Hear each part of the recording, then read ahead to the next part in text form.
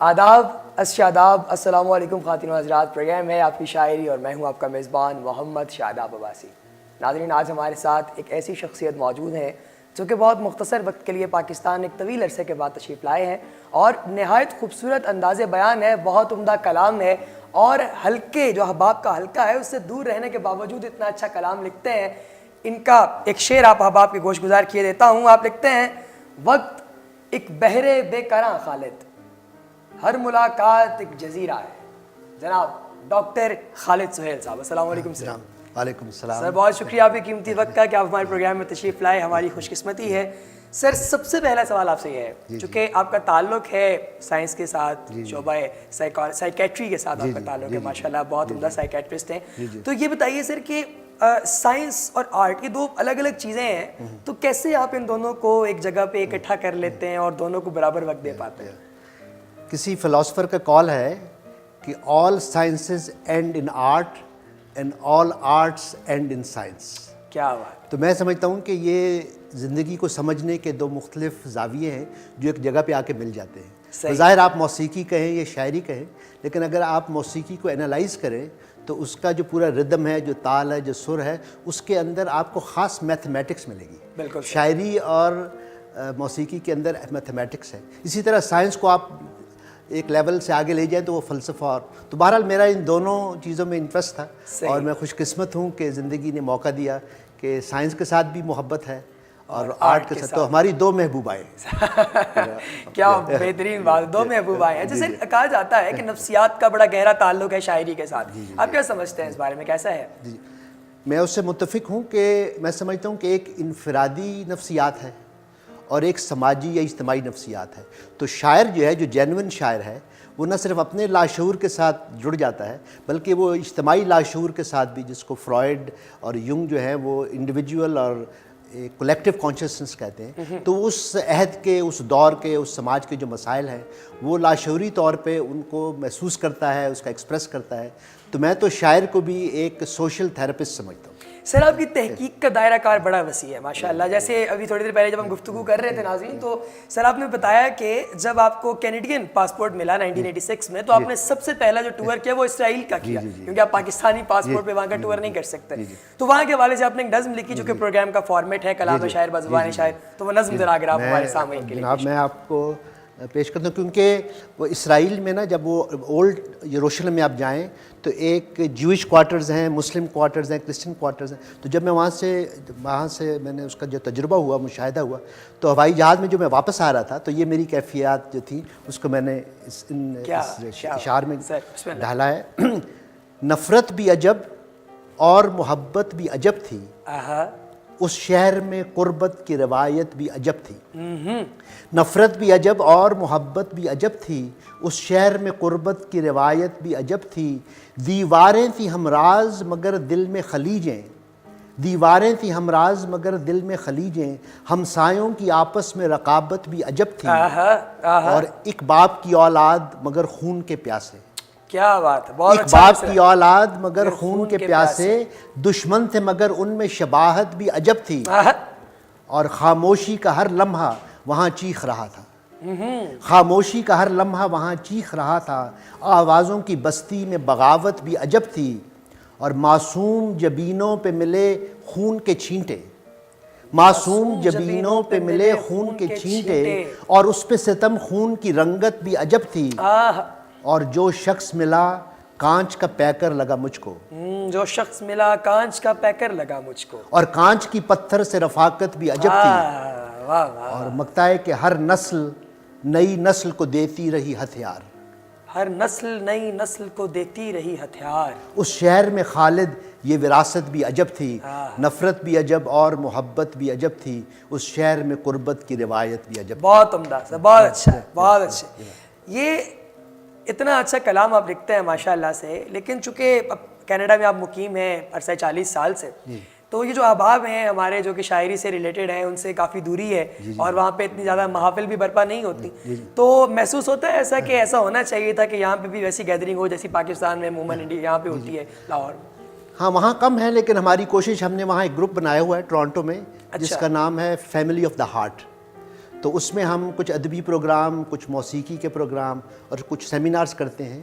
اور ایک ہماری خوش قسمتی یہ ہے کہ وہ شاعر ادیب، پاکستانی شاعر ادیب جو کبھی انڈیا نہیں جاتے، یا جو انڈیا کے شاعر ادیب ہیں جو کبھی پاکستان نہیں آتے، وہ سب جو ہے نا وہ ٹورانٹو آ جاتے ہیں. ہاں تو ٹورانٹو میں نے بھی آپ کی طرح ایک انٹرویوز کا سلسلہ شروع کیا ہوا ہے، جس میں ہم نے جیسے علی سردار جعفری، گوبی چند نارنگ، شارب ردولوی وہاں سے آئے تھے ان کے، اور جو پاکستان سے آئے تھے کشور ناہید، فہمیدہ ریاض، عارف عبد المتین، تو میں ان کے وہاں انٹرویو لیتا رہتا ہوں اور محفلیں ہم سجاتے ہیں. اچھا. تو اتنی تو نہیں ہے جو لاہور یا کراچی کا حساب ہو، لیکن جو مطلب ہے جو ہمارے جو ہم کر سکتے ہیں وہ تھوڑی بہت وہاں کچھ شمع جلا لیتے ہیں. اپنے تئیں یعنی آپ نے وہاں پہ ماشاءاللہ سے کام شروع کیا. بہت اچھا.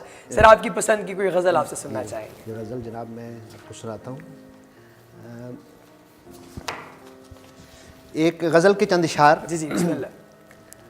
ہمارے گھر کی ہر ایک چیز بے گھروں کی طرح، ہمارے گھر کی ہر ایک چیز بے گھروں کی طرح، شریر بچوں کی بے ربط خواہشوں کی طرح. آہ ہمارے گھر کی ہر ایک چیز بے گھروں کی طرح، واہ شریر بچوں کی بے ربط خواہشوں کی طرح. بہت عمدہ. ہمارے عہد کے ذی ہوش خانداں سوچیں، ہمارے عہد کے ذی ہوش خانداں سوچیں، وہ دلدلوں کی طرح ہیں کہ ساحلوں کی طرح. اور جدا ہوئے، یہ ہجرت کے حوالے سے ہے کہ جدا ہوئے وہ گھروں سے تو یوں لگا سب کو، جدا ہوئے وہ گھروں سے تو یوں لگا سب کو، ٹپک پڑے ہوں وہ آنکھوں سے آنسوؤں کی طرح. ٹپک پڑے ہوں وہ آنکھوں سے آنسوؤں کی طرح. اور بہت سے لوگ دلوں کے قریب تھے پر اب، بہت سے لوگ دلوں کے قریب تھے پر اب بکھر گئے ہیں زمانے میں فاصلوں کی طرح.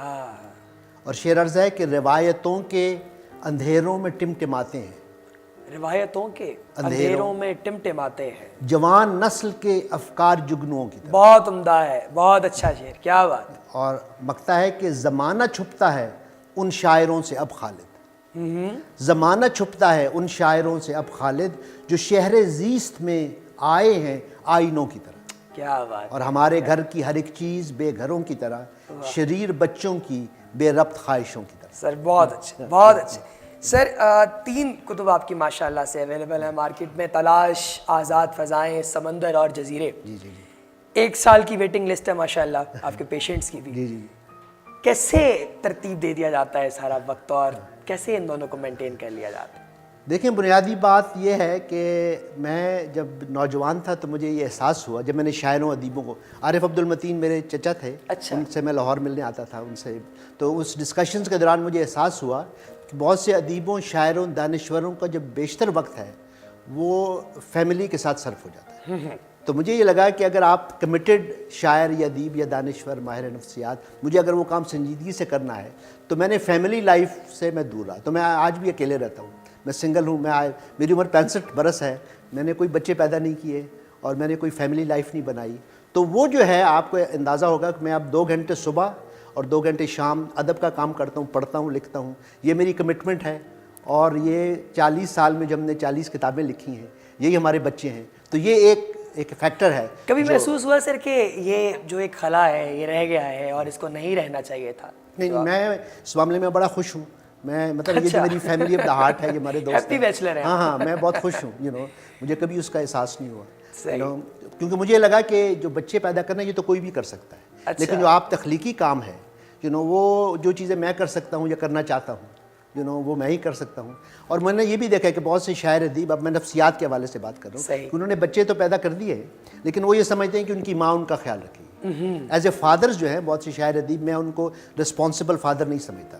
وہ بچے کے ساتھ بیٹھ کے ان کو رات کو کتاب نہیں پڑھ کے سناتے، ان کے ساتھ وہ وقت نہیں گزارتے، ان کے ساتھ کھیلتے نہیں ہیں. تو میں اس کو بہت سیریسلی لیتا تھا. تو مجھے لگا کہ میں وہ ذمہ داری جو ہے فیملی کی وہ میں نہیں اٹھا سکتا، اٹھانا چاہتا. تو میں اپنی زندگی جو ہے نا وہ نفسیات اور ادب اور فلسفے کو اس کو ڈیڈیکیٹ کرتا. سر کیا بات ہے، بڑا یونیک طریقہ کار ہے آپ کا ماشاءاللہ. سر ایک اور خوبصورت کلام آپ کے، آپ کو ایک اور خوبصورت انداز میں ہم سننا چاہیں گے آپ سے. ایک اور غزل کے کچھ اشعار ہیں. جی جی کیا تم نے کبھی اپنا مقدر نہیں دیکھا، کیا تم نے کبھی اپنا مقدر نہیں دیکھا، ہر گھر میں جو بستا ہے یہاں ڈر نہیں دیکھا. بہت عمدہ. کیا تم نے کبھی اپنا مقدر نہیں دیکھا؟ واہ. ہر گھر میں جو بستا ہے یہاں ڈر نہیں دیکھا. آئینہ ہر ایک کمرے کا حیراں ہے کہ کیوں کر. آئینہ ہر ایک کمرے کا حیراں ہے کہ کیوں کر. جس شخص نے دیکھا اسے مڑ کر نہیں دیکھا. واہ واہ واہ. جس شخص نے دیکھا اسے مڑ کر نہیں دیکھا. اور لفظوں کی عمارت پہ ہیں آسیب کے سائے. لفظوں کی عمارت پہ ہیں آسیب کے سائے. شاعر تو کئی دے کے پیمبر نہیں دیکھا. بہت اچھے سر. واہ واہ. دوبارہ پیش کیجیے. لفظوں کی عمارت پہ ہیں آسیب کے سائے. شاعر تو کئی دیکھے پیمبر نہیں دیکھا. اور یہ شعر شاید آپ کو پسند آئے کہ اس درجہ روایات کی دیواریں اٹھائیں. اس درجہ روایات کی دیواریں اٹھائیں. نسلوں سے کسی شخص نے باہر نہیں واہ دیکھا. واہ واہ واہ واہ واہ واہ. اس درجہ روایات کی دیواریں اٹھائیں. نسلوں سے کسی شخص نے باہر نہیں دیکھا. اور مکتا ہے کہ راتوں کی تو کیا بات ہے اس شہر میں خالد. راتوں کی تو کیا بات ہے اس شہر میں خالد. برسوں سے کبھی دن بھی منور نہیں دیکھا. واہ واہ. برسوں سے کبھی دن بھی منور نہیں دیکھا. کیا تم نے کبھی اپنا مقدر نہیں دیکھا. ہر گھر میں جو بستا ہے یہاں ڈر نہیں دیکھا. واہ واہ واہ. سر ایک شاعر ایک ادیب وہ اس ملک سے باہر رہتے ہوئے اور وہ بھی 40 سال سے اس ملک کو کیسے دیکھتا ہے؟ دیکھیں میں جتنے 14 سال کے بعد آیا ہوں تو ایک بیسیکلی ایک فیلنگ ہمارے یہاں یہ ہے, ہو سکتا ہے آپ یہاں رہتے ہیں, کہ ایک انپریڈکٹیبل ماحول ہے. اور میں چونکہ ایک سیکولر مائنڈڈ ہوں, میں ایک ہیومنسٹ ہوں, انسان دوست ہوں, تو میں روایتی مذہب سے ایک فاصلے پر ہوں.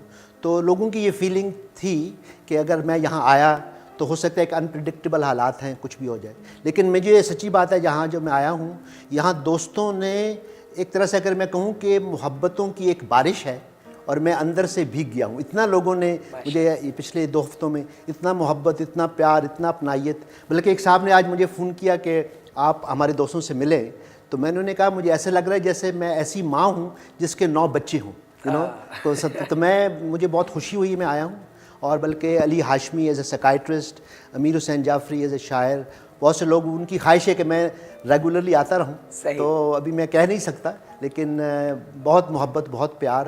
تو ذاتی طور پہ تو میں بہت اور لوگوں کا یہ بھی کہنا ہے, چونکہ میں اردو میں لکھتا بھی ہوں, کچھ میں ہم سب پہ آرٹیکل لکھتا ہوں, تو وہ یہ کہتے ہیں کہ آپ کا قرض ہے آپ کی قوم کا, اپنے اس معاشرے کا, تو آپ دوبارہ آتے رہیں اور کچھ کنٹریبیوٹ کرتے رہیں. تو میں اس کے بارے میں سوچ رہا ہوں. ماشاء اللہ. اچھا سر, لفظ کو کیسے دیکھتے ہیں آپ, جو ادب میں کام ہو رہا ہے, جو جدت آ رہی ہے, مطلب کلاسیکل اور نئی جو شاعری ہے, دونوں کا ایک آمیزہ تیار کیا جا رہا ہے, اس کو آپ کس طرح سے دیکھتے ہیں؟ میں یہ محسوس کرتا ہوں شاداب صاحب کہ ہر دور اور ہر کلچر کی اپنی ایک روایت ہوتی ہے. تو ہماری یہ کلاسیکی روایت ہے, لیکن جو بین الاقوامی ادب ہے اس میں یہ جو پابندی ہے نا, جیسے ہم غزل, جیسا کہ میں بھی غزل لکھتا ہوں, تو اب غزل سے نظم سے ایک جدید نظم سے نثری شاعری, تو جو سماجی مسائل ہیں, جو سوشل ایشوز ہیں, میں سمجھتا ہوں کہ ہمیں ایک فلیکسیبل ہونا چاہیے. ہمیں جو جدید دور کے تقاضے ہیں اس حوالے سے جو چیزیں ہم مطلب جو چینجز لا سکتے ہیں, تو میں ریجیڈیٹی کے حق میں نہیں ہوں. میں سمجھتا ہوں ہمیں فلیکسیبل ہونا چاہیے.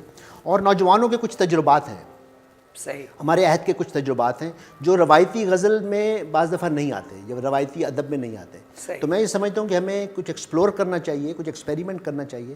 پھر یہ ہوتا ہے کہ کچھ ایکسپیریمنٹ کامیاب ہو جاتے ہیں, کچھ اتنے کامیاب نہیں ہوتے. تو میں اس معاملے میں بہت اوپن مائنڈڈ ہوں کہ لفظ جو ہے نا, جیسے آپ انٹرویو کر رہے ہیں کہ پہلے صرف ریٹن فارم تھا, اب فیس بک آ گیا ہے, اب انٹرنیٹ آ گیا ہے, اب میڈیا, ویژول میڈیاز آ گئے ہیں. تو میں سمجھتا ہوں کہ ایک پیغام ہے, ایک آزاد سوچ کا, ایک آزاد فکر کا جو پیغام ہے, وہ کوئی بھی میڈیا ہو, آپ ریٹن ورڈ ہو, آڈیو ہو, ویڈیو ہو, تو ہمیں ماڈرن جو میڈیا کے جو ایک سہولتیں ہیں, میں سمجھتا ہوں کہ آپ بہت خوش قسمت ہیں, آپ اس کو یوز کر رہے ہیں. یہ پیغام بہت دور دور جاتا ہے. اس وجہ سے جب آپ کی انویٹیشن آئے تو میں نے کہا, میں نے اس کو قبول کیا. تو میں یہ سمجھتا ہوں کہ لفظ کی اپنی اہمیت ہے. تو ایک ریٹن ورڈ ہے, ایک اسپوکن ورڈ ہے, ایک ویژول ورڈ ہے. تو ہمیں ہر طرح کے میڈیا کو استعمال کرنا چاہیے تاکہ یہ جو مطلب ہے جو آزاد فکر کی, نئی سوچ کی, نئے ماحول کی جو باتیں ہیں وہ زیادہ سے زیادہ لوگوں تک پہنچیں اور دوسری بات یہ ہے کہ ہمیں ایک دوسرے کے ساتھ مل کر کام کرنا چاہیے. میں یہ سمجھتا ہوں تعاون جو ہے مختلف آرٹسٹ رائٹرز جو سوشل میڈیا ہے ان کو مل کر جو ہے نا ایک کامن, اگر ہماری مقصد یہ ہے کہ لوگوں کے اندر ایک بیداری آئے, لوگوں کے اندر ایک اویئرنیس آئے, ان کا سماجی شعور بڑھے, تو اس میں جو بھی کام ہو سکتا ہے ہم مل کر کریں. سر نظم کون سی آپ کو ویسے آئی؟ آپ نے پابند نظمیں بھی لکھی ہیں. جی میں آپ کو آپ نے آزاد نظمیں بھی لکھی ہیں. یہ سامنے ایک آ گئی ہے. جی بسم اللہ. اس کا عنوان ہے جنگلی پھول. جنگلی پھول. کسی کے کوٹ کے کالر میں بالوں میں نہ گلدانوں میں سجتا ہوں. اچھا. کسی کے کوٹ کے کالر میں بالوں میں نہ گلدانوں میں سجتا ہوں. کسی کے باغ میں دفتر کی میزوں پر نہ تہواروں میں کھلتا ہوں. نہ میری مسکراہٹ ہی سرے بازار بکتی ہے, نہ میری کاغذی پھولوں سے ہر دم کی رفاقت ہے. میری ہر مسکراہٹ میری آزادی کا مظہر ہے. میرا ماحول فطرت کے تبسم سے معطر ہے. میں انسان کی منافق زندگی سے دور رہتا ہوں. میں جنگل میں مہکتا ہوں. میں جنگل میں ہوں مرجھاتا. میں جنگل کا ہوں شہزادہ. واہ واہ. یہ ہے جناب جنگلی پھول. سر کیا بات, بڑا مختصر اور بڑا اختصار کے ساتھ کتنی زبردست آپ نے بات کی. اس کے پیچھے یہ تخیل کے بارے میں ذرا تھوڑا سا بتائیے کہ جیسے سائنس کا تعلق ہو, مطلب آپ کے ساتھ ہے ماشاءاللہ اور آپ کا سائنس کے ساتھ تعلق ہے, تو کتنا زیادہ سپورٹ کرتی ہے سائنس اس تخلیقی عمل میں؟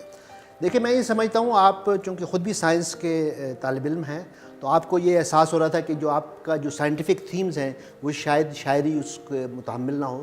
لیکن میں سمجھتا ہوں کہ جب آپ کی زندگی کے بارے میں ایک انسائٹ ہے تو مجھے یہ ہے کہ ہم ایک منافقت کے ماحول میں زندہ ہیں. ہم ایک سوشل کنڈیشننگ ہے کہ والدہ بھی ناراض نہ ہو جائیں, بیوی ناراض نہ ہو جائے, دوست ناراض نہ ہو جائے, تو ہم ایسی باتیں روز کرتے ہیں. ان کو خوش کرنے کے لیے ہم اپنا آدھا سچ چھپاتے ہیں, صرف آدھا سچ زندہ رہے. تو میں نے اس کا جو میٹافور ہے کہ آپ نے جو اپنے گھر میں جو پھول اگائے ہیں, یہ پھول گلدانوں میں لگائے ہیں, تو ایک مطلب ہے آرٹیفیشیل پھول ہے لوگوں کو امپریس کرنے کے لیے. ایک پھول ہے جو جنگل میں, میرا جو جنگلی پھول ہے اس کو روز پانی دینے کی بھی ضرورت نہیں, تو وہ وہاں مہکتا ہے, وہاں زندگی گزارتا ہے. تو میرے نزدیک وہ جو میٹافور ہے ایک آزادی کا, چاہے وہ بادل ہو چاہے وہ جنگلی پھول ہو, تو میرے سمجھتا ہوں کہ ہمارے اندر جو سچ ہے ہمیں ایسا ماحول کریٹ کرنا چاہیے. پیور ہے, یعنی اس میں آرٹیفیشیلٹی کہیں پہ نظر ہی نہیں آتی. آپ کا سچ ہے اور آپ بانگے دوہل اس سچ کا اقرار کریں اور اس کا اعتراف کریں تاکہ ہم سب اپنا اپنا سچ جو ہے اس کے ساتھ زندہ رہیں. کیا خوبصورت بات ہے. سر جو نئے لکھنے والے لوگ ہیں ان کو کیا پیغام دیتے ہیں؟ میرا یہی پیغام ہے کہ ہر انسان کے اندر اس کا نیچر نے, جو اگر آپ خدا کو مانتے ہیں, اگر آپ مطلب جینیٹکس کو مانتے ہیں کہ آپ کے اندر ایک اسپیشل گفٹ, ہر انسان کے اندر ایک تحفہ ہے, نیچر نے اس کو ایک تحفہ دیا ہے. ہمارا کام ہے کہ اس تحفے کو آئیڈینٹیفائی کرنا کہ وہ کیا تحفہ ہے. مطلب میرے اندر جو ہے ہیلنگ کا, کہ میں لوگوں کی ہیلپ کروں, ایک خدمت کروں, ان کی تھیراپی کروں یا ادب تخلیق کروں, چاہے وہ آرٹسٹ ہے, فنکار ہے. آپ شہزاد صاحب حیران ہوں گے کہ بچوں کی جو ریسرچ ہوئی ہے کہ گریڈ 1 کے بچے کے اندر 85% کریٹیوٹی ہوتی ہے. وہ جو کھیلتا ہے اس کی کریٹیوٹی, بچہ جو کھیل رہا ہے اس کی کریٹیوٹی ہے. وہ جو اپنا نام بھی لکھتا ہے, جیسے کہ بچے کا نام ہے جمال, تو وہ جمال JAMAL لکھتا ہے. صحیح. ہم اس کو کہتے ہیں کہ یہ الفاظ ہیں, یہ لفظ ہیں. ایکچولی وہ ڈرائنگ ہے, ایک ڈرائنگ ہے, وہ ڈرا کر رہا ہوتا ہے, وہ آرٹ ہے. تو ہم اس کو نوکری کے لیے تیار کرتے ہیں ہم. تو انہوں نے کہا ہے کہ جو گریڈ 10 تک پہنچتے پہنچتے وہ جو کریٹیوٹی ہے وہ 85% سے 15% رہ جاتی ہے. اس کو کہتے ہیں کہ تم نوکری کرو, ڈاکٹر, انجینئر, یہ وہ فلاں فلاں. اس کے اندر کا جو شاعر ہے, جو ادیب ہے, جو دانشور ہے. مجھے بھی میری والدہ نے کہا تم ڈاکٹر بن جاؤ. میں نے کہا مجھے رائٹر بننا ہے, مجھے فلاسفر بننا ہے. وہ کہتی ہیں تم فلاسفر تو بھوکے مر جاؤ گے, وہ ڈاکٹر بنو. تو میں ڈاکٹر بن گیا, لیکن پھر میں نے سوچا کہ ڈاکٹری کو اور فلسفے کو اور نفسیات کو کیسے یکجا کیا جائے. تو میں نے as a psychiatrist, as a therapist جو ہے نا اس کو, تو میں یہ سمجھتا ہوں کہ ہر بچہ جو ہے اس کے اندر ایک سچ ہے, اس کے اندر ایک تحفہ ہے. ماں باپ, ٹیچرز, ہمارا یہ کام ہے کہ اس بچے کو بتایا جائے, اگر وہ ایک جس طرح کا بھی آرٹسٹ ہے, سائنٹسٹ ہے, جو بھی اس کے اندر ہے, تو ہم اس کو, ماں باپ جو ہے نا وہ اپنے خواب کا اسے اسیر نہ کریں. اس کا ایک خواب ہے, اس کو ڈسکور کرنے. سر تو یہ سچ. سر ایک آخری نظم عنایت, نظم یا غزل جو بھی آپ مناسب سمجھیں عنایت کیجیے. میں دیکھتا ہوں جو آپ کے لیے جو میرے سامنے آ رہی ہے. جی سر. جی چونکہ بچوں کے حوالے سے بات ہو رہی جی تو میں بچوں کے حوالے سے ایک لکھی تھی کہ نئی کتاب मुदल्लल जवाब चाहेंगे, नई किताब मुदल्लल जवाब चाहेंगे। हमारे बच्चे नया अब निसाब चाहेंगे। बिल्कुल सही। नई किताब मुदल्लल जवाब चाहेंगे, हमारे बच्चे नया अब निसाब चाहेंगे। रिवायतों के खिलौनों से दिल न बहलेगा, रवायतों के खिलौनों से दिल न बहलेगा, बगावतों से मुनव्वर शबाब चाहेंगे। और शबे स्याह से सूरज तराशने वाले, शबे सियाह से सूरज तराशने वाले, हर एक सुबह नया इनकलाब चाहेंगे। और आखिरी शेर है कि हिसाब मांगेंगे एक दिन वो लम्हे लम्हे का, हिसाब मांगेंगे एक दिन वो लम्हे लम्हे का, हमारे अहद का वो एहतिसाब चाहेंगे। नई किताब मुदल्लल जवाब चाहेंगे, हमारे बच्चे नया अब निसाब चाहेंगे। मैं ये समझ रहा हूँ कि ये जो हम बच्चों को एक रवायती तालीम दे रहे हैं, ये आज से 50 साल के बाद इस पर सारी दुनिया में पाबंदियां होंगी कि आप बच्चों को, जिसको हम कहते हैं ना इंडोक्ट्रिनेशन, आप इंडोक्ट्रिनेट नहीं कर सकते बच्चों को। बच्चे का ज़हन आज़ाद है। और मैं कहा करता हूँ कि अंग्रेज़ी का जुमला है कि human minds are like parachutes, they work only when they are open. क्या बात। तो इंसानी जहन को हमें खुला रखना है और नई चीज़ें सीखनी। मैं 65 साल का हूँ, लेकिन ऑनेस्टली मैं बताता हूँ, मैं आज भी अपने आप को तालिब इल्म समझता हूँ। हर रोज़ कोई चीज़ सीखता हूँ। आज मैं आपसे चीज़ें सीख रहा हूँ। तो ये जो है ना, ये तालिब इल्मी का जो सफ़र है, ये जारी रहना चाहिए। हम एक दूसरे से सीखते रहें, एक दूसरे को हेल्प करते रहें। और ख़ास तौर पे बच्चों को उनकी जो अपनी फितरत है, जो उनका तोहफ़ा है, जो नेचर ने उनको एक ख़ास गिफ्ट दिया है, हम वो डिस्कवर करें। और वो हमारे बच्चे हमारा मुस्तकबिल हैं और हमें अपने बच्चों से सीखना है। सर हम वैसे कहते हैं हमें बुज़ुर्गों से सीखना है, हमें अपने बच्चों से सीखना है। मैं अपनी भांजी से, वो अब टेक्नोलॉजी में माहिर हैं, वो मुझे कहती हैं सुहेल मामू ये क्या आप ये सीखें, ये अभी मैंने व्हाट्सएप सीखा है। तो मतलब है कि हमें वो कुशादा दिल खुला होना चाहिए, ज़हन खुला होना चाहिए, ताकि हम बच्चों से एक दूसरे से सीखें। और ये एक सफ़र है और ये चल रहा है सदियों से, हम अपने तौर पे उसमें कुछ कंट्रीब्यूट इंशाल्लाह। सर बहुत शुक्रिया आपके कीमती वक्त। आज़ादी के इस पैगाम के साथ नाज़रीन आप सुन रहे थे बहुत खूबसूरत गुफ्तगू, नहायत खूबसूरत कलाम डॉक्टर खालिद सुहेल साहब की ज़ुबानी। प्रोग्राम से मुतालिक अपनी कीमती राय से आगाज़ ज़रूर कीजिएगा। अब सबके नज़ारे का बहुत शुक्रिया। अस्सलामु अलैकुम।